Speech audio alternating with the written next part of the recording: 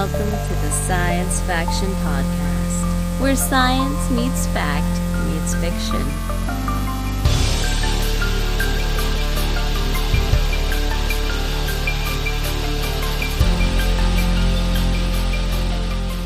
This is Science Faction for the week of August 10th, 2025. I'm one of your hosts, Stephen Domingues, and with me today, only one person. Womp womp. What's up, Internet? It's your boy, Benny.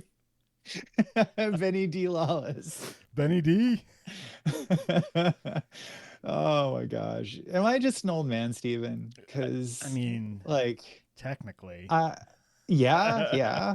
But I've been feeling like I just want stuff to.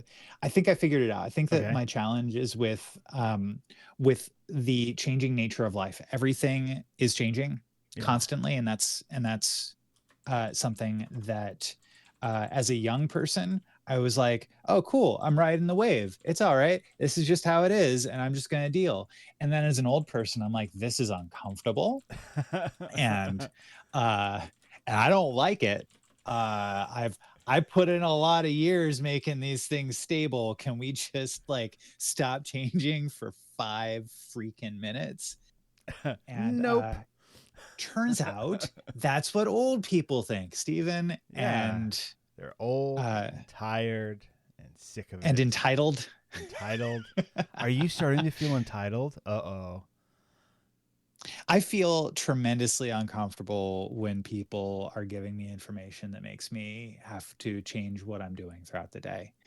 And I think that's I think that perhaps this year is a difficult one just in general with everything going on in the world. But as you know, I lost my cat earlier this year. Miss him dearly. And right now, and I've talked about this on Patreon only for the last couple of weeks, but my dog Orion, he's in the middle of kidney failure, late stage kidney failure at the moment. And so we're doing what we can. You know, we've got him on some meds, we take him off some meds, we take him in every 3 to 6 days to the doctor, get new blood work done, and his bad values keep on increasing and going the way we don't like them going. Oh no. But you wouldn't know it from seeing him. He looked like Stephen, the happiest of campers when we last time I saw him. Yeah, you came by to give my son some moolah, some cash money. Yeah, gotta pay the kid. Right, you gotta pay the kid for when you guys were traveling to last weekend.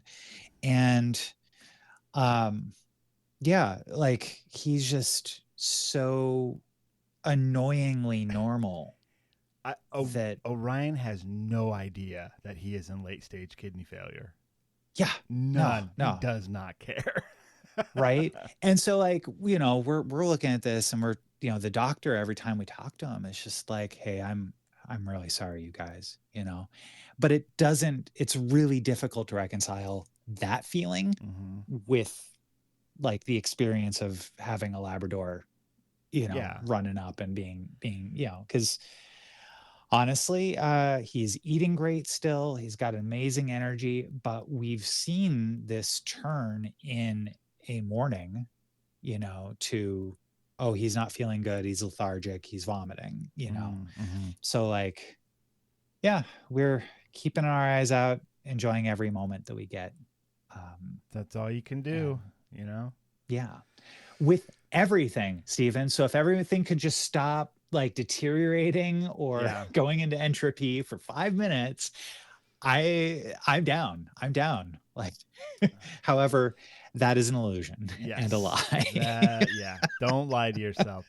Go to any beach and look out there. You'll see old men riding the waves as well. There's just there's a point in your life where you have to stop being a young man riding the wave, and you have to be an old man riding the wave, which you got to put on your knee brace, right? You have to make sure you've had enough fiber. You have to stretch first, but you can do it. It's harder, but you can do it. Do you stretch regularly, Stephen? I do not. I am a mess. Do you ever think to yourself, gosh, I know that if I stretched right now, I would feel so much better, but I can't be bothered for 15 seconds to do this? Let's see. So I don't think my mental state is quite there. I'll go, oh Mm. man, if I stretched, that'd feel good. But if I stretch, then that means I have to get up. And if I get up, then that means I should actually go do these chores I've been putting off because that's more important than a little bit of stretching. And then a kid just jumped on me. And, it's a whole thing. Yeah. Look, the old man in me, I'm ready for school to start again so that I can get some of my time back so I can deal with my own personal health. I haven't dealt with that since the kids got out of school. So, I'm ready to send them off so that I can go on my dumb little mental health walks and physical health walks, listen to books, do all that. I am bummed for how this summer happened for you, because that's really challenging, where you know what you should be doing for, in order to show up better for yourself and for your entire family. Mm-hmm. But there's such incredible resistance on, the young ones. Oh yeah. Reality that so it's not much worth different. it. And that's not worth it for you to make that prioritization. I mean, those are the adult hard choices. What's more important? Well, kids come first. Mm-hmm. And then, and then wife, and then animals, and then house, and all the things, and then I'm at the bottom because I can deal with myself later. And along with those kinds of things comes I really need some me time. Well, the day's over. It's 11 p.m. I guess this is when I get me time, and then next thing you know, it's 2 a.m. And you go, oh, tomorrow Steven is going to hate right now, Steven, but right now Steven is getting what he needs. So rock in a hard place. But that's okay because we've got a couple of days left. By next episode, they will have been in school a little bit. So, we're just actually today, after we're done recording. We're recording on a Sunday. Devon's not here, as the listeners can tell. Actually, maybe not. Every now and then we talk, and then all of a sudden he goes, and then he'll just say something like, lawyer. And you're like, oh, Devon's here. He had to do some yard work the whole weekend. And we're like, okay. I mean, heck of a yard he's got there, supposedly. Does he? Yeah, I guess he's shown us photos. Have you visited him? No, I haven't visited him. No, I not at his house. We went to Austin, Texas together and had a little mandate. Was that last year? That was a while ago. Was that a mandate for a mandate? It was. We had a mandated mandate, and but anyways, So this summer. It was. I feel like this summer has been a good summer, as far as the kids staying busy, us staying busy, nothing going horribly wrong. Some things, getting done around the house that need to get done. There's been no huge blow-ups or breakdowns, anything like that. So, it's been good. It wasn't... we've had summers where it's been, overly busy, where it's we've got, 5 different things planned and we've paid for, and we got to get here, and I got to drive you there, and go. And, oh, now your friends want to do a play date, but we've got no weekends, and we've got to shove it into a Thursday afternoon. There's you can get very easily overwhelmed with kid stuff. And so this summer we were careful. I was careful to be let's tone it down a bit. They're getting older. They're going to want to do different things. And they've had a good summer. They've had a really good summer. So that was the great experiment that you and Martine were kind of doing this summer. Yeah. Which was don't overpack it. And so you're saying there were benefits to it. Yes. Yeah. We had some days that were just lazy days of not getting dressed until the afternoon, lots of screen time. But then they were also like, okay, now we're, going on this trip for a couple days and doing stuff we've never done before. And, it was a little bit of this, a little bit of that. And I think it's all worked out. Yeah. So, it is what it is. This is a podcast about science and science fiction. And sighing an old man men shouting it. Yeah. Old man shouting at the clouds going, hey, what are you doing there? What are you doing, clouds? I hate you. All right. I see we've written down here K-pop demon hunters, and we need to address this. The K-pop demon hunter in the room. We need to address the K-pop demon hunter in the room. So you've seen it? No. Oh, okay. No, I I've got you. seen So parts of it. all right. So okay. Adjacent to the field correspondent, Matt Dixon Yes. had told me a few months ago. He's like, "Hey Ben, you really should see K-pop Demon Hunters. Like, it's super super great. Like, you don't know." And I'm like, I don't know, but this sounds a lot like you're saying it's on Netflix. It's an animated feature film. It sounds like any one of the other animated features that you've talked about that are on Netflix that are not for children. Right.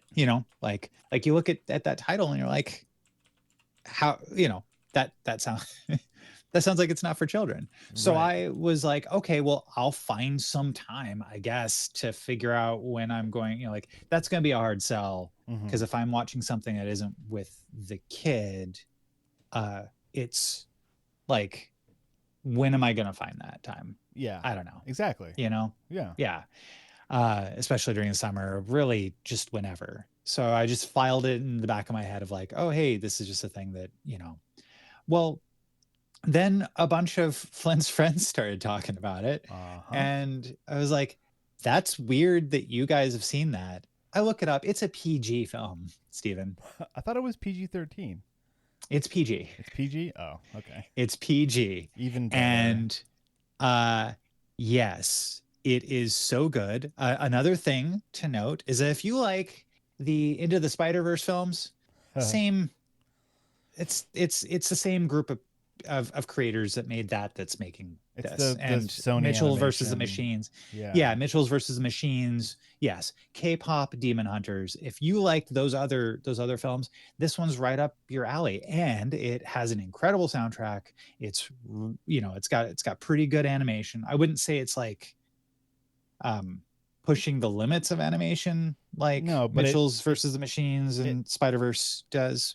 It has its very own specific style that it stays consistent to, that I've seen. Yeah. And it's not not pushing the boundaries too much. It's not like a bunch of chromatic aberration, all that stuff that like I love, It but actually plays it kind of safe when it comes to animation, I think. Yeah. So I recommend it to anybody. It's I think that your girls would love it. My girls do love it, and let me tell you about my journey to K-pop Demon Hunters. So it had been heavily advertised on the kids' Netflix because they've got their own little account for kids, right? And we get to set the settings on it for what they can and can't access. And it like kept popping up as like recommendation, and then they'd hover over it and a little trailer would play. And I was like, what is this thing? And it's interesting because it's not a known IP, right? It's not like, oh, this is a Star Wars version of a thing or whatever, right? No, it's completely new, which how incredible in 2025 you get, something really new.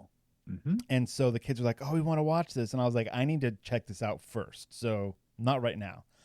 And I kept putting off like looking into it because they didn't really, they was like, oh, this looks interesting. But then we went to a birthday party and everyone there was like, oh, have you seen it? Have you seen it? Have you seen it? My kids were like, no. And I was like, okay, everyone else seems like this is pretty popular. And then where do you go to research like whether these things are appropriate for your kids?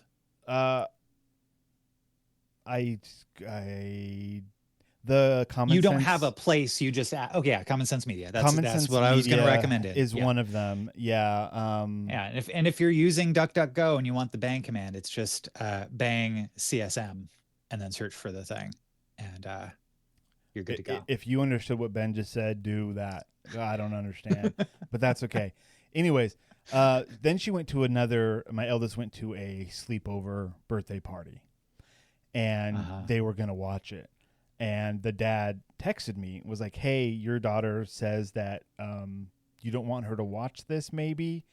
And I said, no, it's actually fine. I was more concerned about my youngest, who is 7 now. Because when you have a 7-year-old and a 10-year-old, some things that are appropriate for the 10-year-old may be pushing it for the 7-year-old. And this looked like maybe it was in that realm. It looked like it could be a little spooky. And the 7-year-old is sensitive to spooky things. I said, no, it's fine. She can watch it with her contemporaries. I'm sure it'll be fine. Well, she came back from this sleepover like, Dad, we watched it. It was amazing. It was so good. I was like, cool. Tell me what it's about. And so she kind of went over like what the deal was a little bit. I was like, okay. And at that point I went on because now that one has seen it, now the youngest was like, I want to see it too. If she's seen it, I should be able to see it. Blah, blah, blah, blah, blah, blah. Kid stuff. Yeah. In one ear, out the other. Like, I'm feeding you right now. Don't. So that's when I looked it up, and a lot of the reviews on Common Sense Media, I saw pointed to like 8 and up was appropriate, and I was like, okay, this will be fine, I think. So, they sat down to watch it together, and I sat down with them to see what this was all about. And so I watched a good 20 minutes of it, maybe.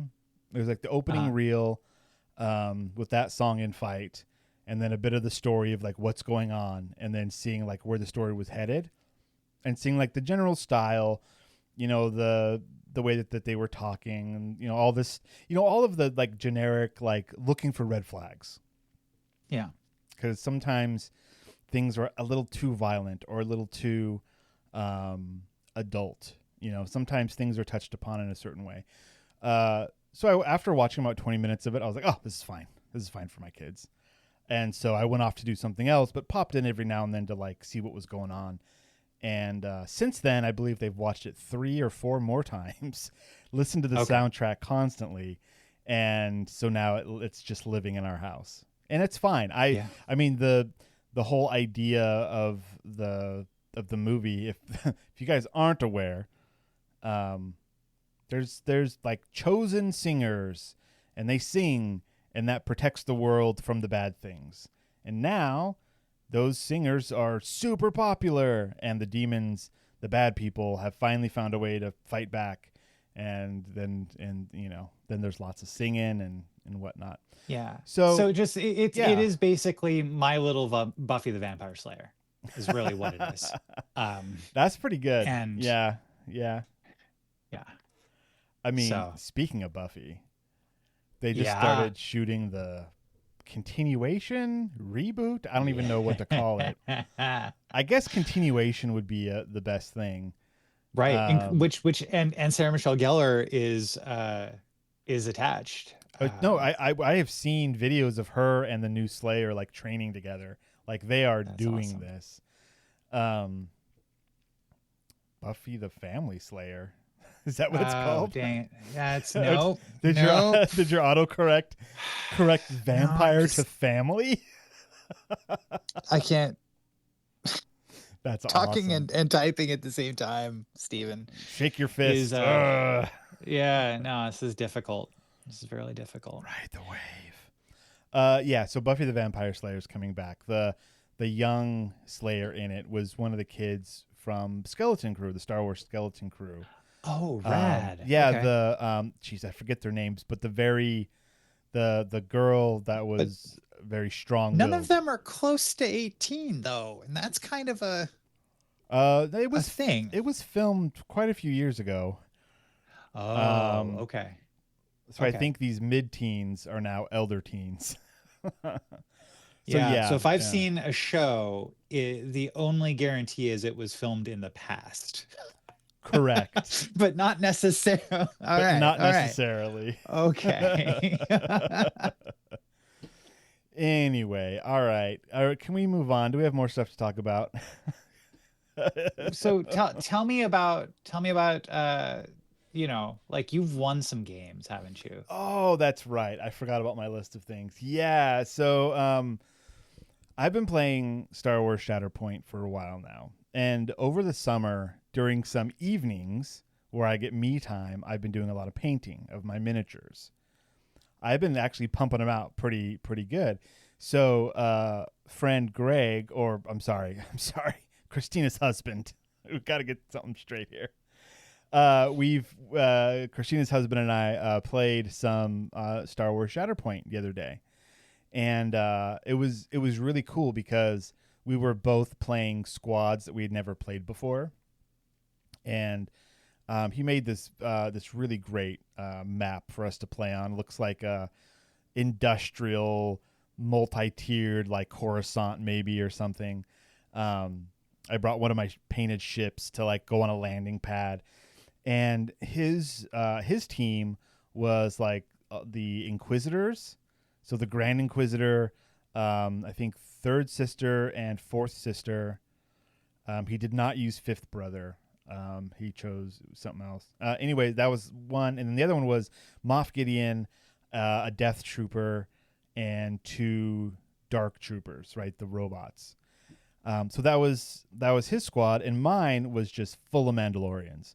So we're talking the Armorer, Paz Vizsla, Covert Mandalorians, Bo-Katan, Clan Kryze Mandalorians, and then I had to put Ahsoka Tano in there as their leader.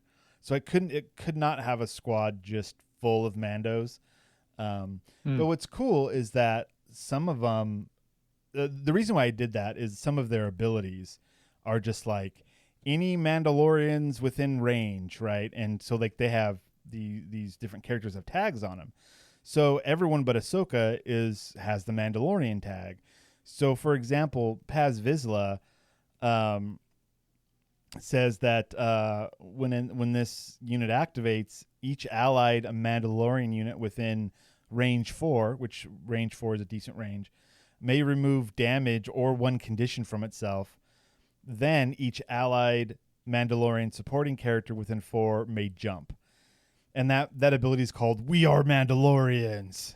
And so that ability, that whole thing kind of mimics that scene in The Mandalorian when they're being attacked on Navarro, and then all the Mandos just kind of jetpack in like to save the day, and yeah, that I was able to pull that off at one point during the game, and that was pretty fun.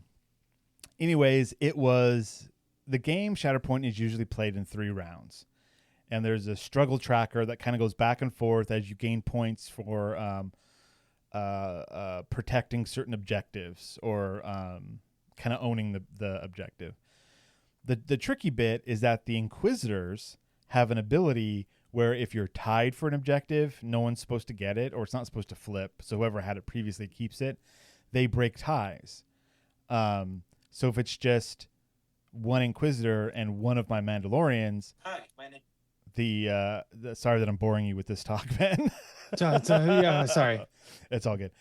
So one of the Inquisitors will break the tie, and then they gets to flip for his side. So I had to really lock down these areas and make sure that I had more people there. It was a struggle back and forth. It was a brutal fight. Gotcha. It was the most injuries because Shatterpoint is more of a game. And I think I've said this before. I'm going to repeat it. Is a game about objectives, right? Go to this place, right. And at the end of the round, hold this area. If you hold this objective, right, then that's how you get your points. And you can get some kind of. I'm not going to get into all the rules, but by killing or injuring other characters, you can kind of modify the way that those points work a little bit. So it's not, you don't kill other people to win, you hold points to win, and if you injure other people, that can make it easier for you to get your points. This game had the most injuries, I think, in any of our games. That's how brutal it was. And like I was saying, usually these games are 3 rounds or 2 rounds if someone wins both rounds. We spent 3 hours playing 1 round. And I barely got over on him like at the end. Just kind of a war of attrition almost. Just like little bit by little bit, just the gauge was going back and forth to who was winning the entire time. And we played on a weekday. And he had work in the morning, so like we had a hard stop. We were like 10 o'clock, or like we got to stop. And just at 9:59, it ticked over to me winning that round, and I was like, yes. But again, it was kind of interesting because we were both playing these squads for the first time and like learning about them, and like missing rules, because that's part of playing these games with lots of complicated rules. Like there was some on Greg's side where he was supposed to get these bonus die if like certain people were within range, and he kept forgetting to do that. And some of the Mandalorian stuff like offered certain protections that I was missing as well. All of that to say that today at 3 o'clock we're having a rematch. Oh shoot! The same board, the same squads, and we're gonna see what happens. And I predict that I'm gonna lose so bad.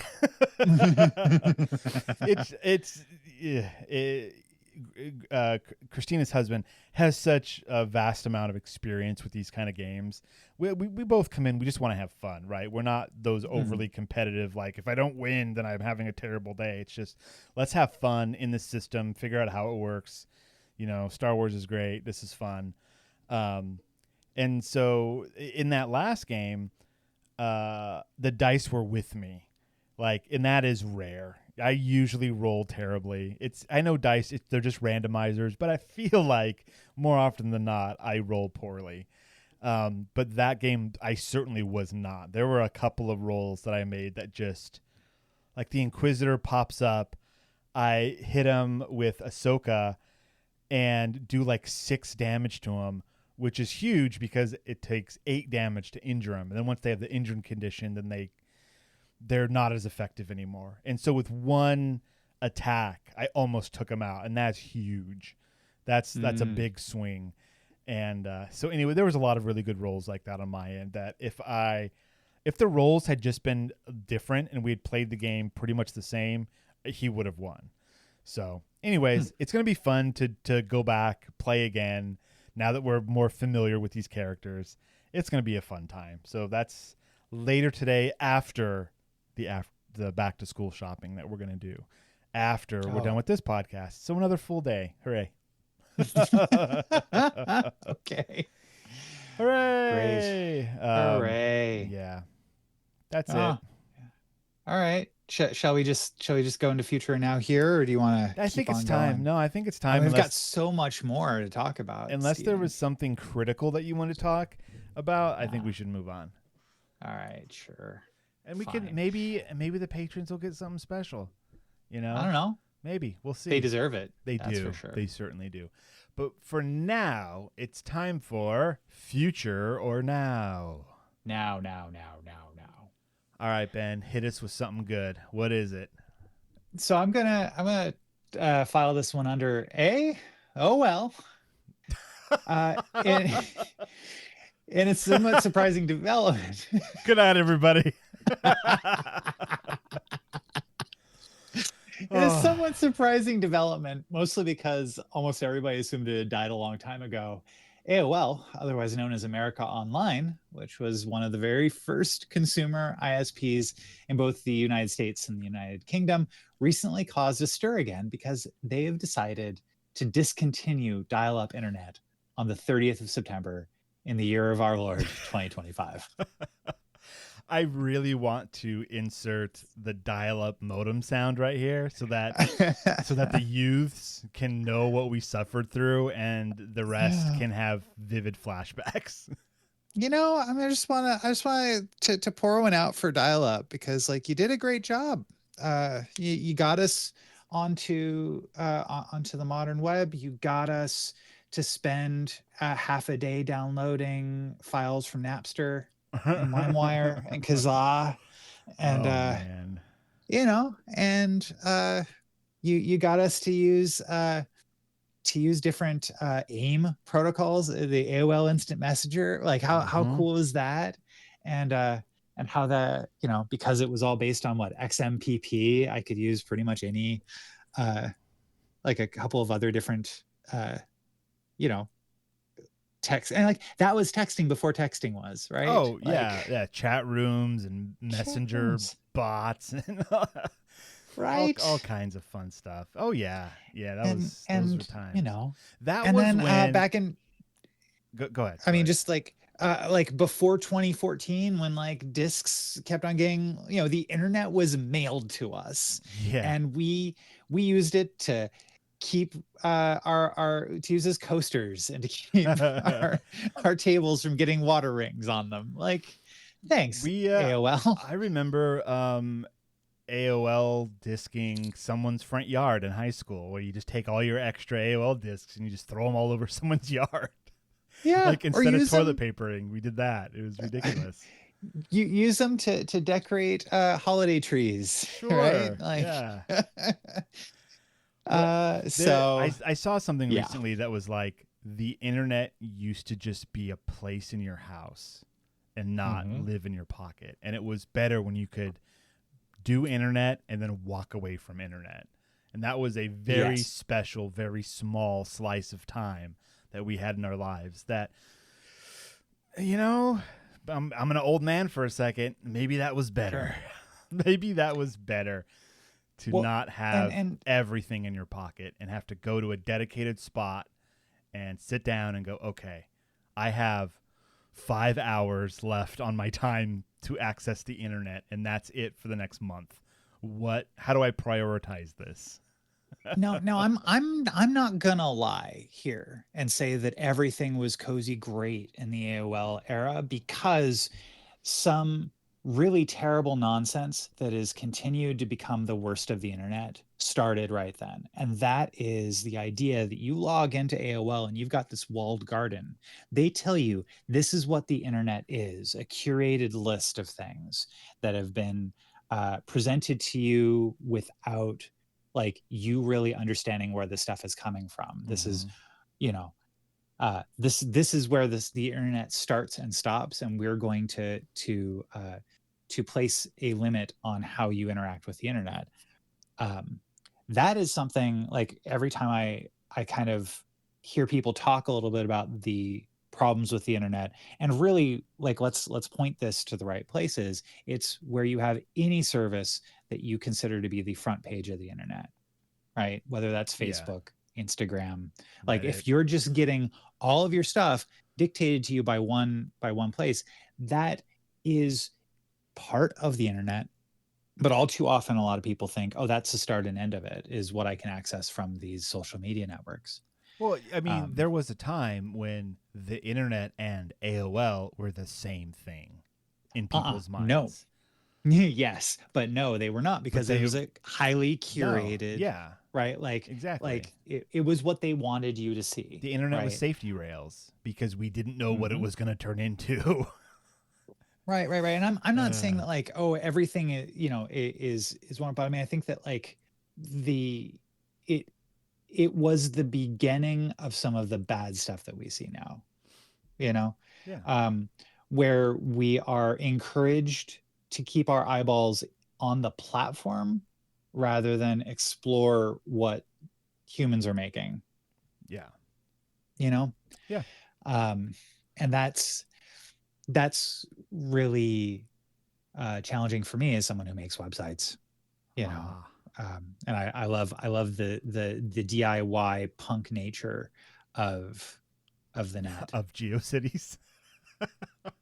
Yeah, which, I mean, also was part of the problem, but also was part, like, a lot of people look at that going like, oh, well, that was a solution, that democratized a lot of the creation and curation and all of that within web rings. And dear listener, if this all sounds like a different universe, guess what? It's still all out there. You can find it, is all I'm saying. You're discouraged to find it. They want you to stay safely within your algorithm, but you don't have to. And they being right. But, like, sure, there are ways where with your own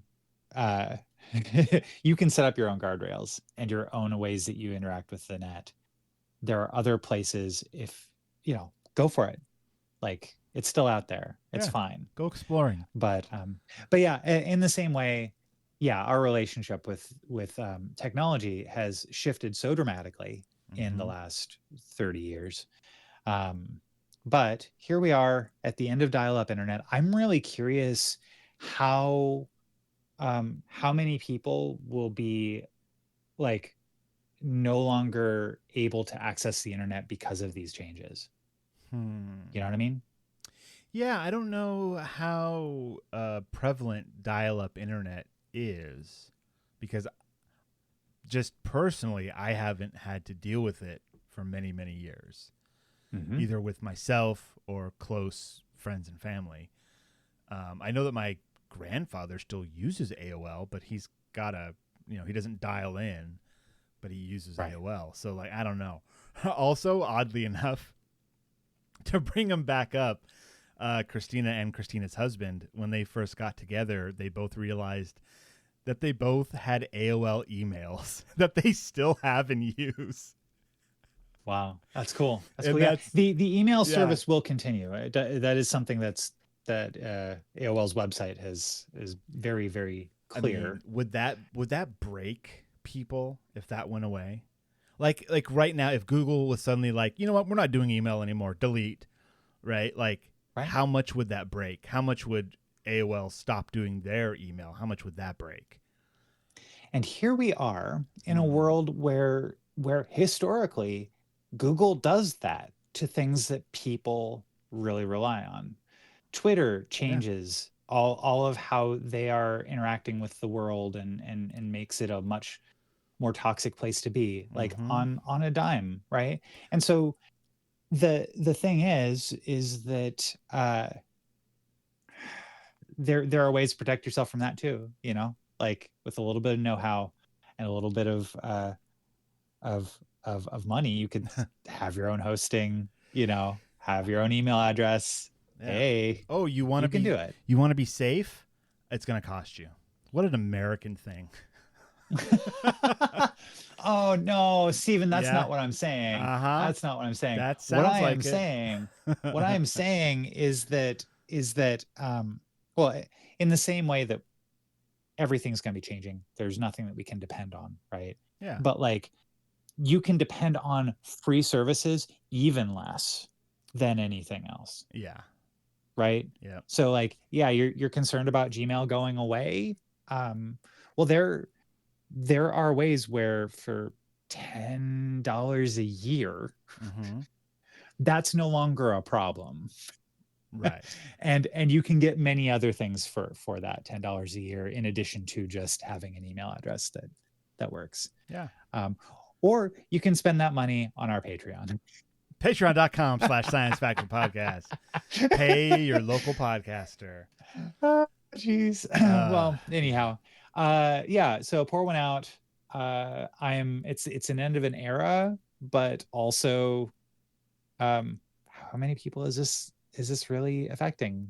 That's probably why they decided it was time. Yeah. It's gonna, the bottom line is a spreadsheet somewhere that says, we're not making money on this anymore. Can it? That's all it is. Yeah. Well, I do want to thank, so ISP Review was the .co.uk was the website that I got the article from that told me about this. Head tip to Hacker News. And yeah, thanks. Hack the planet. More on this as it develops. Yeah. It's got a real beat you can dance to. Yeah, it does. Oh man, I remember like when signing on to the internet was like an adventure, right? It's like getting into a car and turning the key, right? Like you can't do it quietly or in private. It's that modem noise is going to let everyone in your house know that you are going on the internet and everything. Yeah, and that no one else can use the phone. No one else can use the phone. Oh, what a time! What a time! All right, let's move right along here. So I've got a now, not a future. Call this one Yuck or Yum or Yuck. This comes from Science Daily. It was published today. Look at that. The title is How Much Damage Are Ultra Processed Foods Really Doing to Your Health? Oh. Many foods we consume today are ultra processed, packed with unhealthy ingredients and linked to major health risks. As consumption of these foods rises, so do chronic health issues, especially among lower income groups. Experts are calling for clearer guidelines, better research, and systemic changes to reduce the impact of ultra-processed foods on public health. So, the first thing that you should be asking is, okay, define ultra-processed food. What does that mean? Most ultra-processed foods, or UPFs, are characterized by poor nutritional quality, contributing to excessive calories, and are typically high in saturated fats, added sugars, and sodium, salt, the combination of which is often abbreviated to HFSS, which contributes to adverse cardiometabolic health outcomes, including heart attack, stroke, obesity, inflammation, type 2 diabetes, and vascular complications. Okay, so we've got poor nutritional quality, excessive calories, high in saturated fats, added sugars, and sodium. Okay, those are the bad things. Yeah, no, I don't want any of that stuff. No. No, thank you. However, not all UPFs, ultra processed foods, are junk foods or have poor nutritional quality. Some UPFs have better nutritional value and can be part of an overall healthy dietary pattern. Okay, yeah, because maybe they are processed to be healthier for you. Yes, or processed to take out certain things that are negative and leave the good things, or perhaps processed to add some additional benefit, that kind of stuff. So, of course, because of that, it's tricky, and that's the problem. There is no when I'm eating this is actually what I'm eating versus, I don't know, tastes good, right? Or cheap, or, no other choices. This is all I can afford afford in terms of either money or in terms of time to procure. Yeah. Right. Money, time, availability, which kind of goes to time. Because you could drive for an hour to get a fresh whatever, or go down the street and get a package of something similar that actually is not similar. Let's see. Ultra-processed foods, or UPFs, are a growing concern due to their widespread consumption and impact on potential health risks. Most UPFs, particularly those commonly seen in U.S. dietary patterns, are high in saturated fat, added sugars, and sodium, the combination of which is often abbreviated as HFSS, and contribute to excess calories.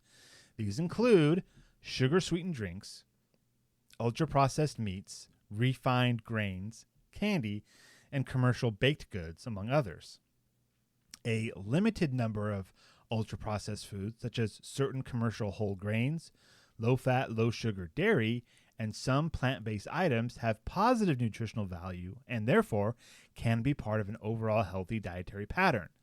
This overlap is confusing for healthcare professionals and the public. Yeah, yes, it is.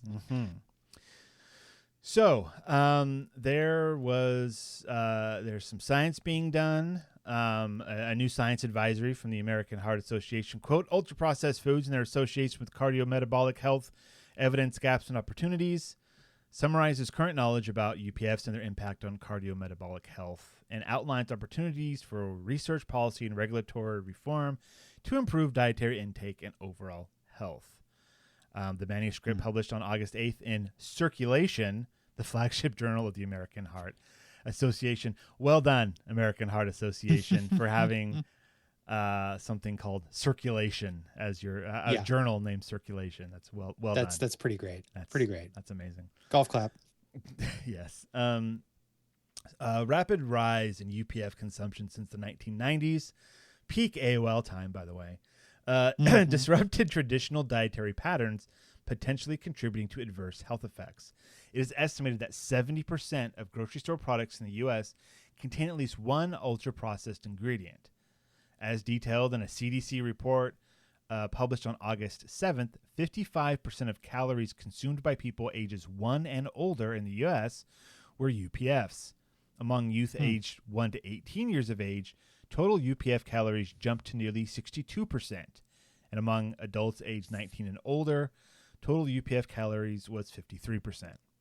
In addition, families with lower mean income had a higher percentage of UPF consumed per day, 54.7% for the lowest income group versus 50.4% for the highest income group. 4% difference, not insignificant, but not really huge either. UPFs are relatively inexpensive, convenient for use, and aggressively marketed, particularly toward youth and under-resourced communities, often displacing healthier alternatives. You know, that reminds me of a study. This was done so long ago. It was essentially like how some schools and their, hot lunches or whatever they're called now, versus, and like how they were cooked in like, the cafeteria, big ovens, big plastic bins full of beans or whatever, that versus a meal that is prepared fresh for the children every day. And this was on like 60 Minutes or something like 20 years ago. This is a long time ago stuff. But they were like, one of these seems like it is cheap and cost effective, and the other one seems like it would be cost prohibitive. And the answer was it cost exactly the same. That at the time, I'm sure things are probably different now. But at the time, it was like, if you want to make a fresh, like here's carrots, we just chopped them up, versus here is a vegetable circle, eat it, like the cost was the same monetarily. Now the cost to the students, much larger. Okay, so what is the new science advisory saying? This new science advisory reinforces current dietary guidelines from the American Heart Association to 1, reduce the intake of most UPFs, especially those high in saturated fat, added sugars and sodium, and those that contribute to excessive calories, and 2, replace UPF consumption with healthier options like vegetables, fruits, whole grains, beans, nuts, seeds, and lean proteins.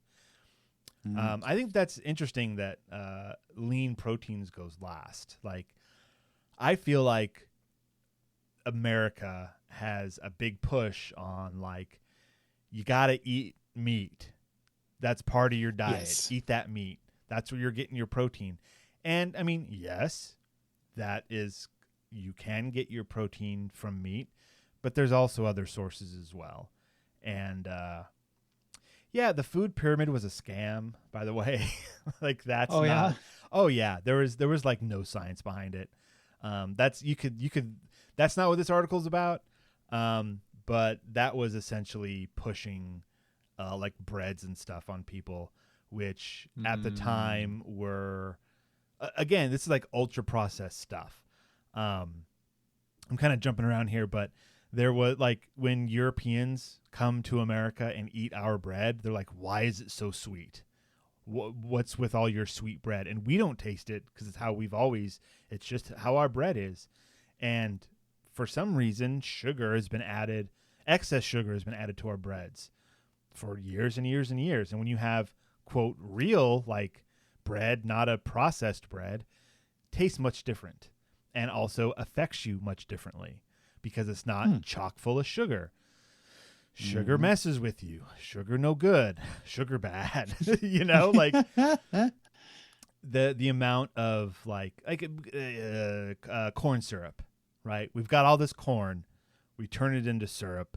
It's sugar. What are we going to do with all this corn syrup? Can't let the farmers go broke.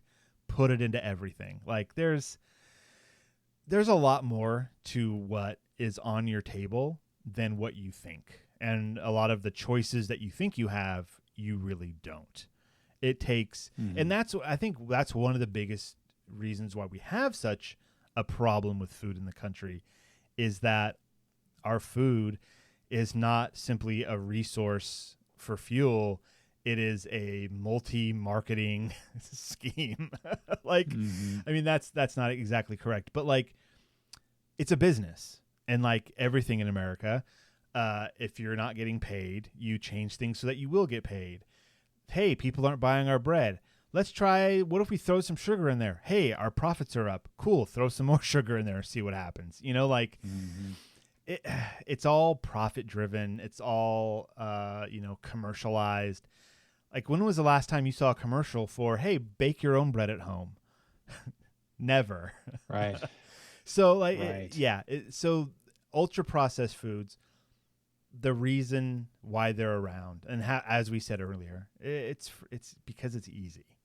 It's because our lives are so inundated with other things that take our attention away, that the closest, easiest, cheapest choice is often the one you make. It's the path of least resistance.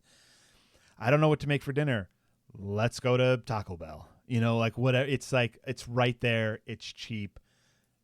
Just do that. We'll just do it once. Not a big deal. Just one. Oh man, that was easy. Oh man, this food is giving me a food high. Let's do it again. You know, and then you're trapped. Then you're stuck. Okay. Opportunities for research and policy. Balancing multiple priorities, including the practical need for a nutrient-dense, affordable food supply, current evidence supports the following key research and policy changes to improve public health and reduce risks related to UPFs. Introduce approaches for individual food manufacturers and the retail industry that help shift eating patterns away from UPFs and toward patterns high in vegetables, fruits, nuts, seeds, legumes, whole grains, non-tropical liquid plant oils, fish and seafood, low-fat, low-sugar dairy, and, if personally desired, lean poultry and meats. If personally desired. Like, their recommendation is even like, yo, fish, seafood, and then others, if. Enact multi-pronged policy and system change strategies. Front of package labels to help reduce intake of HFSS products. Label the products. Let the people know what they're getting. It's not, you're not eating the cartoon bear that's on the package that makes it look yummy. You're eating the stuff that's in the ingredients that it's in very small print on the back that you can't read those words because they're not typically found in food. Increase research funding to explore critical questions about UPFs. There's more about that. Enhance ongoing efforts to improve food additive science, including streamlined and efficient evaluation and regulation of food additives. This is all stuff that just funding has been ripped away from recently. So, I mean, this is all just a big shrug anyway. Like, yeah, we're in an era of, it's like, science. Why? That's too expensive. Get out of here. We need to use that money for bullets. So, well, okay. All right. The idea here is that that's what's going on, but a lot of people who are supportive of all the stuff that's going on are saying, well, no, we're just putting the decisions back into the people's hands in order to choose what they do with their money. Yeah, that's a great cover story. Yeah, it's a great cover story. It's not actually doing it, right? Yeah. So I guess here this isn't a shrug though, Stephen. The idea here is, hey, it is now like more than ever important for people to keep an eye out and to try to make healthy decisions on their own behalf, because there are people that are not making healthy decisions. Like, these decisions aren't being made outside of your call. You're going to need to kind of parent yourself and to parent, those around you in order to eat better, eat healthier. For what reason? For your own benefit and for the benefit of all living beings that you're coming in contact with. Certainly. And really it comes down to the knowledge. It comes down to we know we should eat healthier. how do I go about doing that? How do I make these choices? When I go to the grocery store, how do I know what I'm buying is what it says it is? And the amount of mental exhaustion that will give to people. Like, true. That's why we have programs. That should be why we happily pay our taxes, to give to people, to say, please help make my life easier. I'm paying you to. And then they're supposed to go, yeah, you give us this money and you, the people, are what make this country great. And so you give us money and then we give that back in the things that you want, that you voted for and that you want. And if there was something to vote on to be like, hey, let's, ultra processed foods, let's really label these packages. And remember, do you remember the uproar about putting the parental guidance stickers on music back in the day? How that was like, we need to morally blah, blah, blah. We got to put these stickers on if it's got the bad words. And then that became a badge of honor to be like, if this doesn't have the parental advice or whatever it was called sticker on it, then I don't want it. Like, that means there's good stuff in there. I mean, it's funny how it's not funny at all. It's damning. The amount of money that we're willing to spend on certain things while other things are bypassed and just completely ignored in this country right now is disgusting. And it's a daily mental struggle and slog to find the normalcy.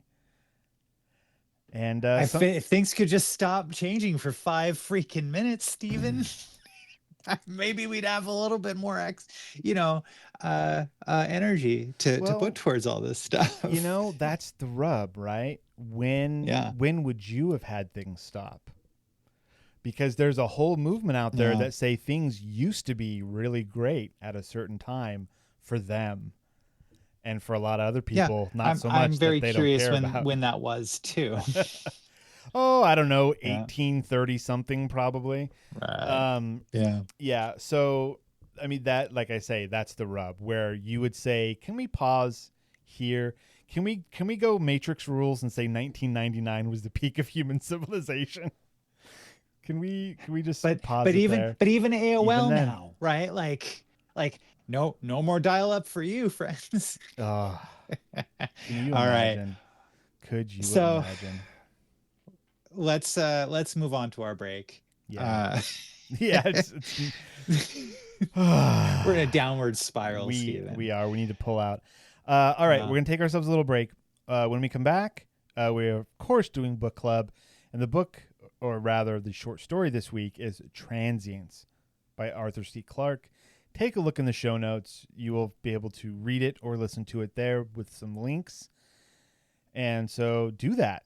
Do that now, and then we're going to talk about it. So we'll be right back. Oh, wow. Another free listener. Incredible. Look, I love that you're here, but let's be real. You could be getting so much more. Bonus episodes, unfiltered takes, behind-the-scenes chaos. All you have to do is join our Patreon at patreon.com/Science Faction Podcast. Or don't. But if you don't, just know that somewhere in a parallel universe, a better version of you already has. And we're back. Heyo. Hi. And a big thank you to our patrons, Renee and Josh. Thank you. Keeping the lights on. Yeah, man. So book club next week, we're going to swap from Arthur C. Clarke. We're going to Kurt Vonnegut. And I'm kind of excited to read one of his works. He's awesome, I know, and this will probably be the first Kurt Vonnegut thing that I will read in like total. I have started many Kurt Vonnegut books and just never quite finished. That's interesting. Okay. Yeah. But this is To Be Are Not To Be by Kurt Vonnegut. It's all numbers and letters. The not is a 0 if you're looking for it. To Be Are Not To Be, is a satirical piece exploring themes of population control and the moral implications of voluntary death in a future society where aging and diseases have been conquered and the population is deliberately capped at 40 million to ensure quality of life. Oh my gosh, spoilers. Ooh. That's going to be fun. So, yeah, that's going to be interesting. But this week, we're reading Transience by Arthur C. Clarke, which you can read as part of the book, The 9 Billion Names of God, which is a short story collection, which includes the titular story, 9 Billion Names of God, which we read a couple weeks ago. Mm-hmm. And yeah, Transience, man. Where do we start? This was interesting because, like, first of all, it's like 4 pages, or rough 3.5. It's 3.5 pages, roughly. So what I am increasingly impressed with these classic short story science fiction authors is how much world building and storytelling can be told in such small space. It's absolutely amazing. What this book, or what this story essentially does, is go through some periods of time at this same place while vaguely telling the story of what's happening, and then the place is just empty again. And that's amazing. So it's a beach. There's a beach. There's a forest behind it with some low, misty hills. And the story starts with explaining all that. And then something steps out of the forest onto the beach. And a young proto-human, a little boy who is not quite Homo sapien yet. Thousands of years before gods are invented. Yeah. He is the first ever to set foot upon the lonely beach. What had lured him from the known dangers of the forest into the unknown and therefore more terrible dangers of this new element. So it's the water's edge. Yeah, usually water is small and contained. This goes on forever. Perhaps into his mind had come something of the wonder of the sea and a hint of all that it would one day mean to man. Though the first gods of his people still lay far in the future, he felt a dim sense of worship stir within him. Yeah, and then we transition to later. Yeah, and it's a really, really, like, it's not a hard transition. It's a really soft transition, but the thousands of years essentially pass, hundreds of thousands of years, really. Hundreds of thousands of years, yeah. And now on the beach, the sand is finer now. The land had lifted, so the old tide line was far beyond the reach of the questing waves. And there's now another little boy playing near a little town that's next to where this is. And this is ostensibly now, I think. Yeah, this would be contemporary, where the forest is gone. There's fields in a town instead. So there's ships in the water. There are ships in the water. The hills are still the same, still look the same. There's a great liner, ocean liner, that the kid is looking at. Actually, it says, and now even the hills had changed, worn away by the weight of years. So I guess the hills aren't the same. Anyways, the hills don't have eyes though in this one. No, not in this one. Let's see. And actually, is that the other time jump? So there's another. Okay, I was looking into the next time jump. No, the hills hadn't changed yet. No, not quite. Yet it came at last when the tide was returning to land. At his mother words, the child gathered up his playthings, warily contented, began to follow his parents back to the shore. He glanced once only at the sea again. Without regret, he left them to the advancing waves, for tomorrow he would return and the future stretched endlessly before him. Now this is the best. This one is great. That tomorrow would not always come, either for himself or for the world. He was still too young to know. Yeah. Dun dun What a dun. line. Oh, it was a good line. And then it goes to, and now even the hills had changed, worn away by the weight of years. Not all change was the work of nature, for one night in the long forgotten past, something had come sliding down from the stars, and the little town had vanished in a spinning tower of flame. But that was so long ago that it was beyond sorrow or regret. And it goes on like, okay, so now the author is telling us a lot of time has passed. And then we get to Bran, who is laying among the shallow pools left by the retreating tide. He was alone. Now that name Bran, in terms of a boy who sees things beyond what I wonder if there's a little connection there between this Bran and a Bran that will be written about many decades after it. I mean, this sounds like maybe George R.R. Martin had read the story and was like, I like the name Bran, and then remembered it for later. Who knows? Yeah.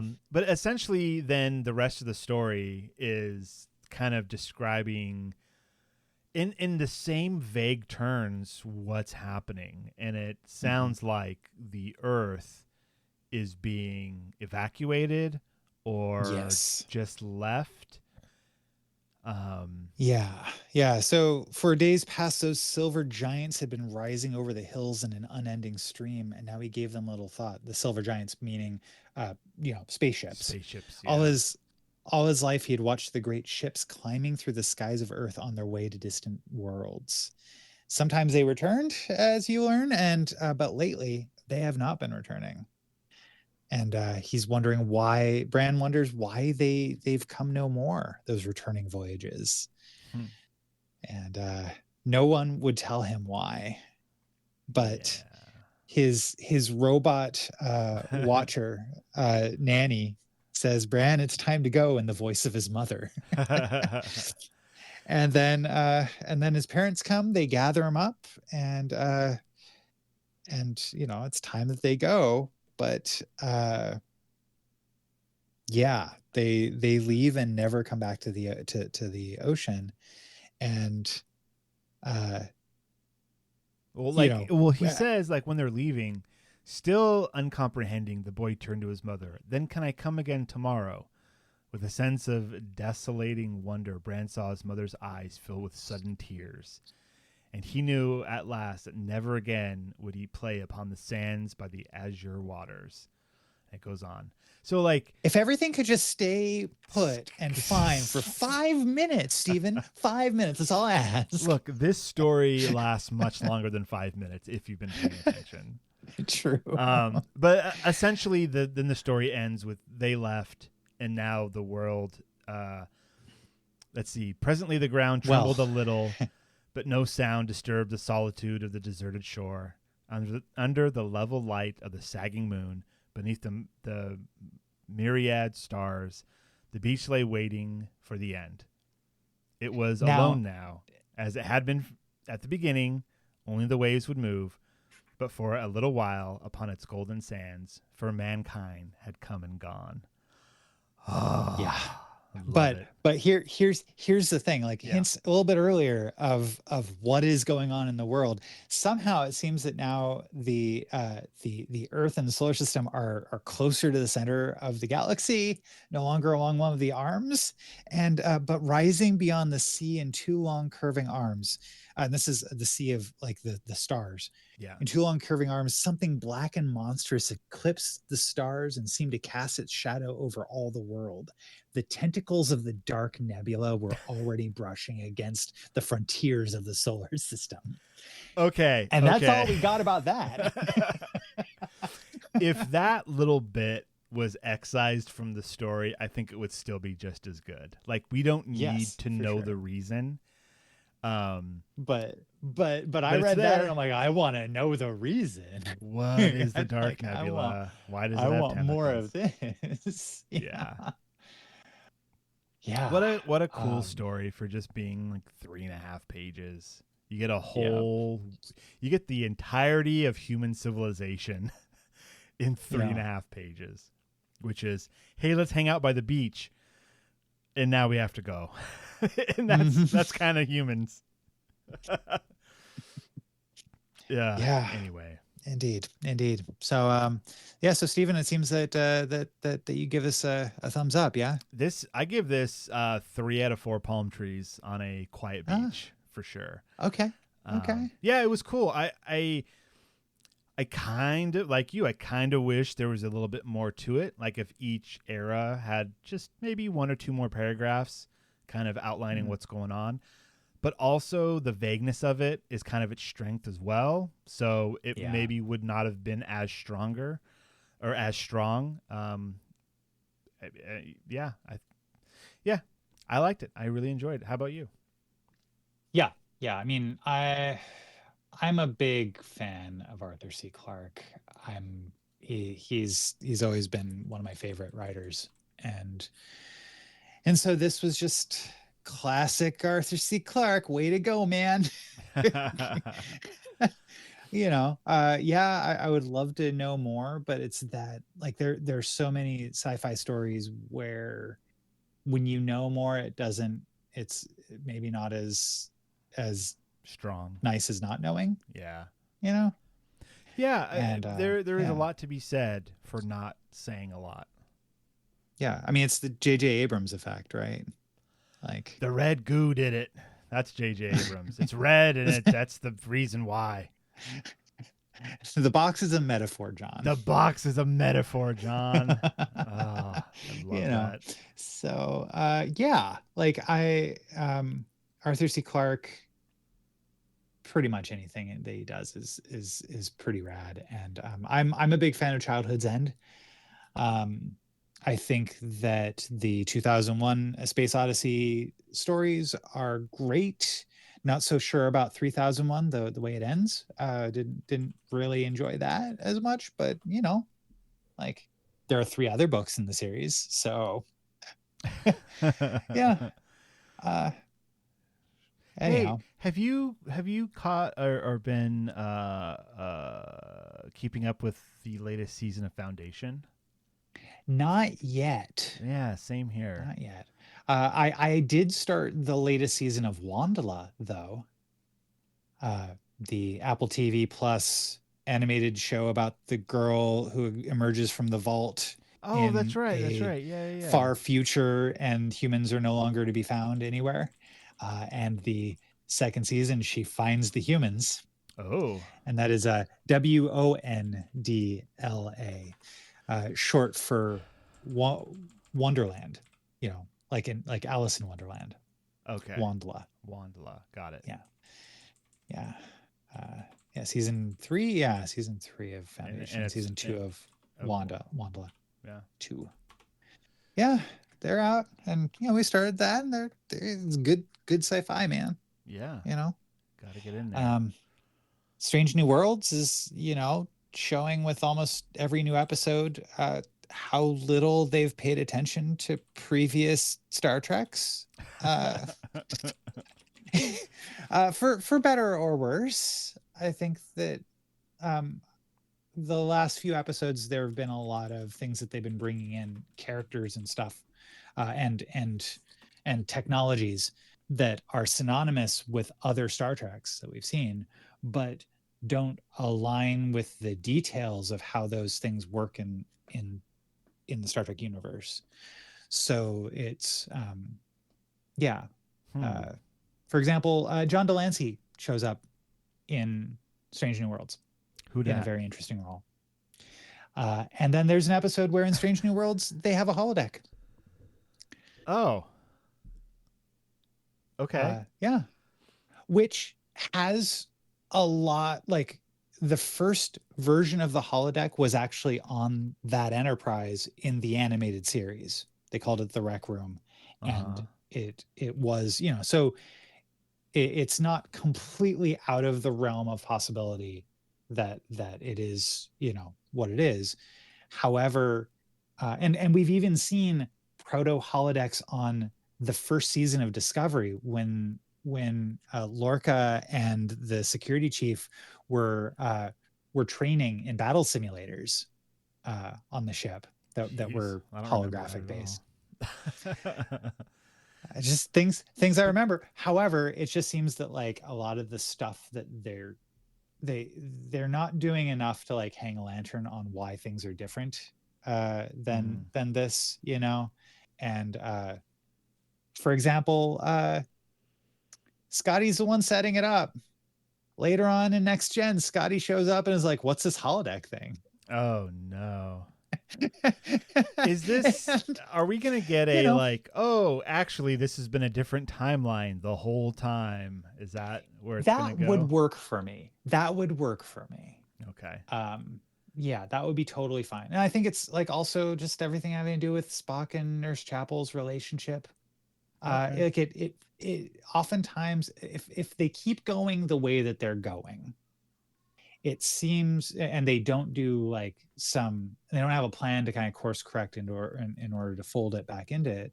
It can just be like, well, this is just a different way that they're telling the stories, and that's okay. And I'm fine with that, except that it is so tonally, not just tonally different, but also just they're just like, this is not following what I've seen in Deep Space Nine and in Voyager and in Next Gen and in the original series on how these characters and these things work.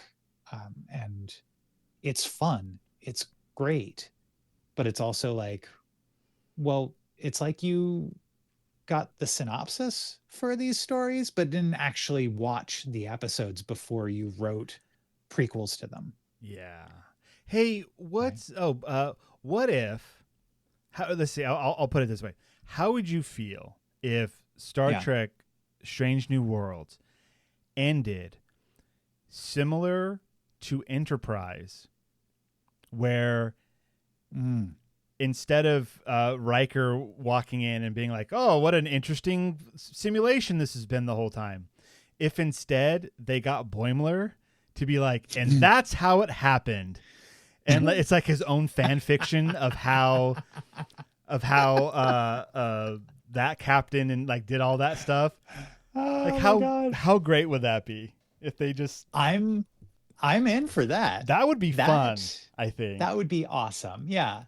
Because honestly, this is a fun show. It's really cool. I don't mean to like be poo-pooing on it. If you like it, like, way cool. It's just a matter of like, well, yeah, for a show that they always talk, like the creators are always talking about how much they're bending over backwards in order to have things align. You know, they're actually bringing in things that they don't need to be bringing in. They could call it something else. They could have holodeck material, you know, that they don't call a holodeck. I mean, if they just called this is the rec room instead, would be enough. Yeah. Right. Yeah. Where it's like, oh, hey, these things don't behave the same way because they're a different technology that we're going to, you know, like, it's, and maybe this is just me old manning it and finding something, but acting's great. You know, and we'll get there. We'll see how the next 2.5 seasons go. Fingers crossed for the Boimler ending. Yeah, that would be cool. I think that would be awesome.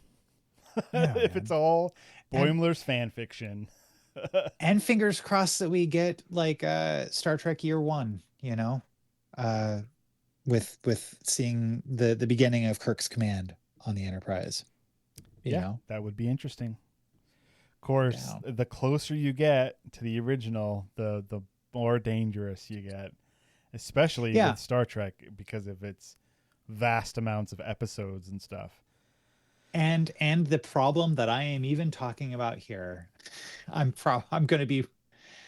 certainly going to continue to be disappointed. But how great would it be if they actually watched the show that they're trying to write prequels to? Oh man. I don't know. They would go, whoa, do we need to be writing a prequel to this? Does this need this? We didn't need it for 60 years. But now nowadays. Yeah. But at the same time, you know, there's some neat stuff that's happening in all of it. And yeah, I'm curious where it's going to go. Yeah. Same. So, you know, yeah. All right. I guess that's another episode. That's it. It's inside of the can now. Just one of 570 of them. Just that's a big number. Do you ever think back on that number and go and have a feeling? What is your feeling on that number? My feeling on that number, accomplishment. Yeah. Yeah, that's a decent number of things. Like that days lived, 570, that's impressive. You know? No. Hey, when you have since when? If you have a baby and you were able to keep it alive for 570 days, you'd go, this has been a win so far. Let's keep going. Yeah. Yeah, I do remember that. Oh boy. Yeah. About a year and a half. Oh, what an accomplishment. Yeah. Yeah. It's just for all the things that are challenging for parenthood, man. Yeah. Oof. Those first 570 days, especially. I'm not gonna lie. They're tough. Tough on anybody. It is. It's a tough gig. Hopefully, Steve, do you have any last words for us? Do I? No, definitely not. I was going to say, hopefully Devon's back next week after he's finished all of his yard work. We'll see. We'll see. We'll see if he's finished. I mean, does yard work ever end? I ask you. That's a good. No, it shouldn't. If yard work ends, I'll leave you all with this.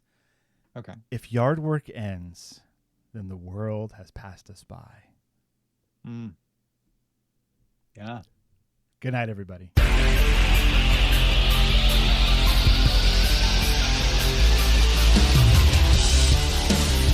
This has been the Science Faction Podcast. Tweet to the host at SciFact Podcast. Email them at sciencefactionpodcast@gmail.com and visit sciencefactionpodcast.com for more episodes.